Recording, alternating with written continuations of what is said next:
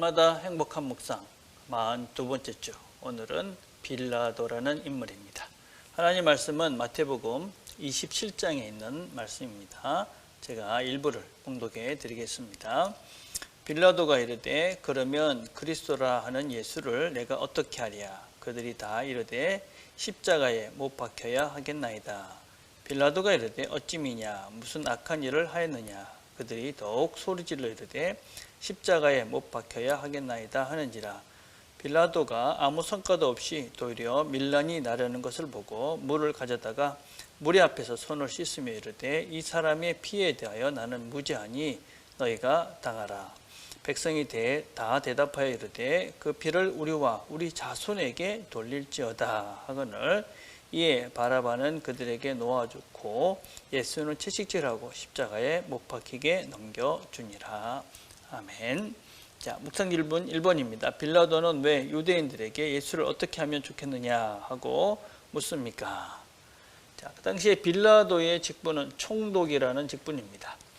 로마의 이 나라는 자기들의 이 식민지를 통치하는 방법으로 그 지역이 있으면 그 지역에서 분봉왕, 일종의 이제 그 허수아비 같은 왕을 세워놓고 그렇게 통치를 했고, 근데 그 지역에 이렇게 반란이 많이 일어난다든지 아니면 아주 중요한 그런 지역에는 로마에서 직접 총독을 파견을 해가지고 그 지역을 다스리게 했습니다. 근데 유대 지역은 또 예루살렘 이 지역은 반란도 많이 일어났고 지역적으로 대단히 중요했기 때문에 로마가 총독을 직접 파견을 해서 그 나라를 다스리게 했습니다.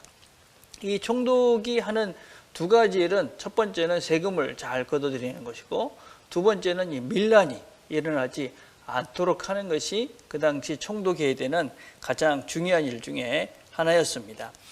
그런데 이 빌라도라는 사람은 두 번째 유다의 총독인데 이 예루살렘으로 와가지고 이 유대인들과는 아주 많이 이렇게 부딪히는 그런 정책들을 폈습니다. 밀란이 일어났을 때는 유혈 폭동 이런 일들이 일어났을 때 유혈로 사람들을 많이 죽여서 그 반란을 잠재우기도 했고, 또 이 예루살렘 성전 안에다가 우상을 세워가지고 유대인의 반란을 사기도 했고, 또 유대인들이 바치는 이 세금세로 바치는 성전궤 그것을 가져다가 이 예루살렘의 어떤 상수도 시설을 하는데 사용하기도 했고, 그래서 유대인들과 아주 많은 그런 갈등, 그것을 해서 정치적으로 조금은 불안한 상태에 있었던 그 총독이 바로 이 빌라도라는 그런 인물이었습니다. 자, 그런데 우리가 이제 참고 성경 구절을 보시면 요한복음 18장부터 19장까지 이렇게 살펴보면 빌라도가 예수님의 이렇게 여러 대화를 하면서 이 사람은 죄가 없다 이런 말을 세 번이나 반복해서 하는 것을 볼 수가 있습니다. 18장 38절에 보면 빌라도가 이르되 유대인들에게 나가서 이르되 나는 그에게서 아무 죄도 찾지 못하였느라. 19장 4절에도 내가 그에게서 아무 죄도 찾지 못한 것을 너희로 알게 하려 함이로다. 19장 6절에서는 너희가 친히 데려다가 십자가에 못 박으라. 나는 그에게서 죄를 찾지 못하였느라. 그래서 이 빌라도는 예수님께서 죄가 없다 하는 것을 확실히 알고 있었습니다. 그럼에도 불구하고 그는 이 예수님을 이 사람들의 요청을 따라서 십자가에 내어주는 그런 일을 하게 되어집니다. 왜 그랬을까?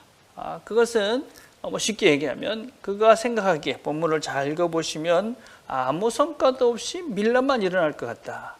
이것이 어떤 것이 옳은 것이고 어떤 것이 틀린 것이다. 이런 기준으로 이 재판을 한 것이 아니라 나한테 어떤 것이 더 유리한가. 이 사람은 죄는 없지만 괜히 내가 이 사람의 옳은 것을 주장하다가 나한테 더 안 좋은 밀란이 일어나면 공연히 나한테 유익될 것도 없는데, 사실은 이런 것들을 괜히 우겨가지고 이 한 사람을 또 이렇게 올바른 일을 해가지고 이 유대인들이 반란이 일어나면 나한테 더 좋지 않으니까 그럼 그냥 네 맘대로 해라.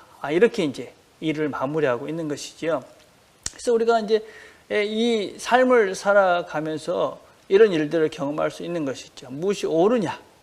그 다음에 내한테 무엇이 이익되느냐?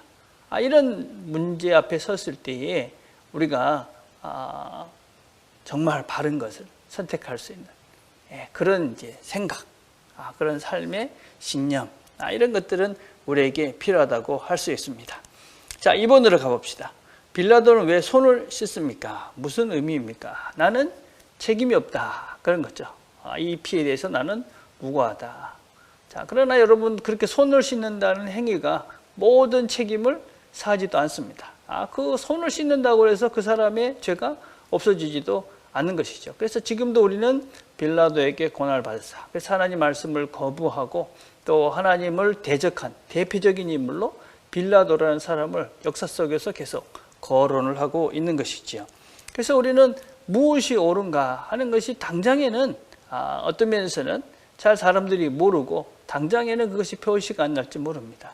그러나 시간이 지나면 진리라는 것은 밝혀지게 되어 있죠. 사람들은 종종 손바닥으로 하늘을 가릴 수 있다고 착각하고 내 눈에 안 보이면 다 안 보이는 것이라고 그렇게 오해를 하죠. 손을 씻으면 나는 끝났다 생각을 하지만 사실은 그것이 아니기 때문에 그 사실이 아닌 진실이 아닌 것은 언제든지 드러나게 되어져 있고 결국 그 결과는 본인이 책임을 질 수밖에 없게 되는 것입니다. 자, 3번을 봅시다. 빌라도가 손을 씻고 이 사람의 피해에 대하여 너희가 당하라는 말에 유대인들이 무엇이라고 대답하고 있습니까? 유대인들이 뭐라고 얘기합니까? 나와 내 후손들에게 이 피를 돌려라. 여러분, 참 무서운, 어떤 면에서 무책임한 말을 지금 뱉고 있는 것이죠. 그렇죠? 그래서 실제적으로 이 말 때문에 유대인들은 세계 곳곳에서 수많은 사람들이 박해를 당하기도 하고 죽임을 당하기도 합니다. 지금도 많은 사람들 중에 성경을 잘못 이해하는 사람들은 이 본문을 가지고 자기들 피를 돌리라고 그랬으니까 유대인들을 이렇게 죽이고 박해하는 것이 당연하다, 이렇게 잘못 이해하는 사람들도 있습니다. 그러나 분명한 것은 이들의 이런 태도, 이런 말들 때문에 많은 사람들이, 많은 후손들이 죽임을 당하기도 하고 고난을 당하기도 합니다. 그래서 우리가 말을 한마디 한다 하는 것은 그것은 그냥 하나의 소리가 아니다. 그것은 반드시 서로에게 영향을 주고 또 그것 때문에 우리의 미래가 달라질 수 있기 때문에 우리가 한마디 한마디 정말 소중스럽게 조심스럽게 이런 언어들을 하는 것은 대단히 중요하다라고 할 수 있습니다. 그럼 오늘도 우리에게 새 날을 주셨습니다. 우리에게 주신 날들 우리가 좋은 말, 사랑의 말, 축복의 말, 다른 사람의 기분을 좋게 하는 말들을 하면서 선을 쌓아가는 그런 날들이 되길 바랍니다. 특별히 그러하기 위해서는 무엇이 옳은지, 무엇이 바른지, 바른 진리를 우리가 바르게 알고 그것을 선택할 수 있는 그런 힘, 또 하나님의 도우심도 필요하다고 생각합니다. 이 하루도 하나님께서 주시는 바른 분별력으로 성령님과 함께 우리가 선한 것, 좋은 말들을 해가는 이 하루가 되기를 간절히 바라겠습니다.